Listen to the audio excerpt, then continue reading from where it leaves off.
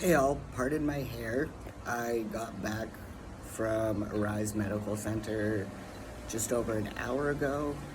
I went in at 7. My surgery was at 9, but I think they were doing some other surgeries that got backed up.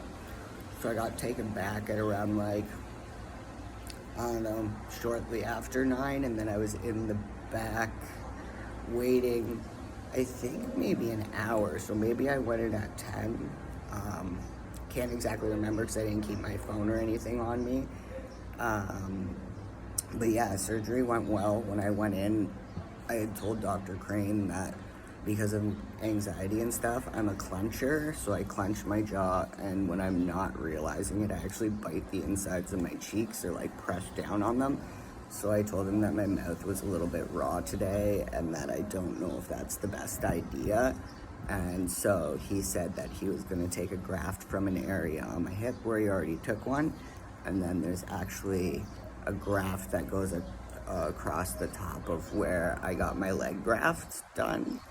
So they have taken two areas and they're making them a little bit wider because my urethra halfway up started to shrink, whereas the bottom, like half to three quarters, is all good to be able to be like closed up.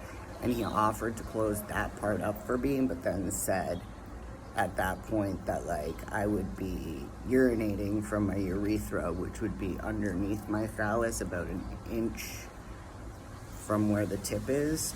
And sounds all well and good, but I'd prefer to try to pee from the tip of my penis. So I told him like I do still have testicle implants to put in and stuff, so I would like to try to make sure that I can pee from the tip of my penis.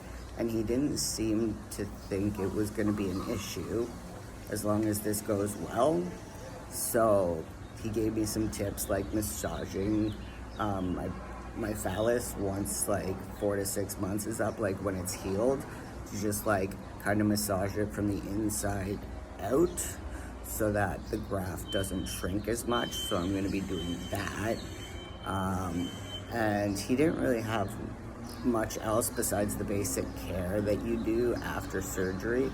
And each surgeon is different, and they'll give you post-op care and they'll talk to you afterwards. Sometimes I do like to talk beforehand because depending on how out of it you are when you wake up, you don't remember half the shit. But yeah, I've had this is my third time having grafts done for this. So cross your fingers for me that this time it works. And I also want to say that Dr. Crane was amazing. He came in, very polite, great bedside manner. The nurses that dealt with me were fantastic. They were kind, talkative, made me feel at ease. And one of the nurses that was taking care of me in the beginning was the nurse that took care of me in the beginning when I was here in like November-ish. So it was actually really nice to see not only Dr. Crane, but another friendly face taking care of me, and she was just lovely. So to be honest, when it comes to like the surgeons and the nurses at Arise, it's great. If you are coming from Canada and you have coverage to leave Canada, however, the airport is not very nice to you.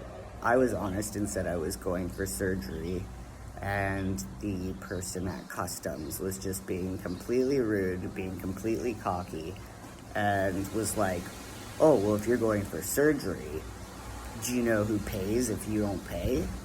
And I was like, yeah, I'd get sent a bill and then they would come after me. And he was like, no, it's the American taxpayer dollars. And I was like, no, that's not how it goes. And then he got like mouthy with me and I was getting upset. And I said, I have my like OHIP coverage here, like the Ontario Health Insurance Plan, that proves that they are paying for it and that I pay nothing. So, and I handed it to him and he was just like being a dick. And obviously I've had 5 surgeries and I've gone through the airport and I've never had anybody be like that, and I'm always honest with what I'm doing. So I got really upset and it made me like anxious and emotional. And I had told him that I didn't like the way that he was talking to me because he was being rude. He tried to say that he wasn't, and I said, literally, I'm just trying to get to where I need to go. And to be honest with you, I've never had anybody at customs give me this much beef. So, like, the way you're talking to me and your attitude is making me upset, and I really don't like it. And then he told me to calm down. So that didn't make me impressed. And literally, like, 5 feet away, once I walked away, I was cussing and, like, very pissed off with him and saying that he was a fuckhead and stuff like that. So it took me about an hour in the airport to calm down from that situation. But luckily, like, my dad is understanding, so he let me, like, have a 5-minute rant where I was just, like, totally pissed off at this customs guy. But once we got through, everything was fine. The flight was great.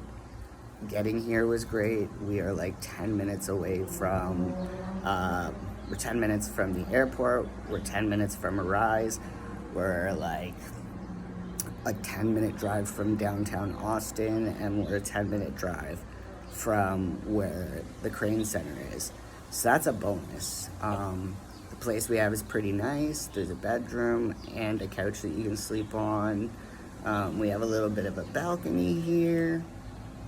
So it's actually a pretty nice place. However, we have been finding that a lot of these places like charge extra or like hidden fees because this is a good vibrations condo, and we didn't know that it was actually condo buildings. We just thought it was one, but apparently they have lots, and the fees for certain things are just ridiculous. Like, I think they wanted $100 for us to be able to check into our room like 20 minutes early.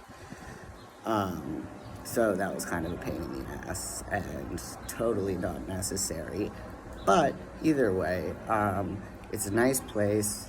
It's got everything that we need. And yeah, we're pretty happy. We're close enough. Yesterday, we went for a walk. I think we walked like almost 7 miles. So in Canada, that would be roughly like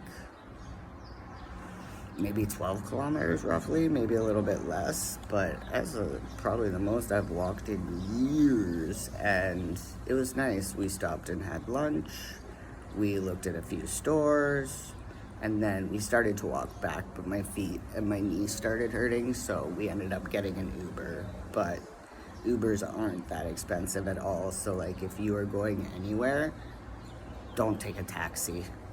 They are overly expensive, and I've found, I don't know if it's because Uber is such a big thing now and Lyft, but a lot of taxi drivers are very rude. I remember in San Francisco, the driver was being so rude, and then he didn't have a GPS and expected us to tell him where to go, and we're from Ontario, Canada, so I don't know where shit is here.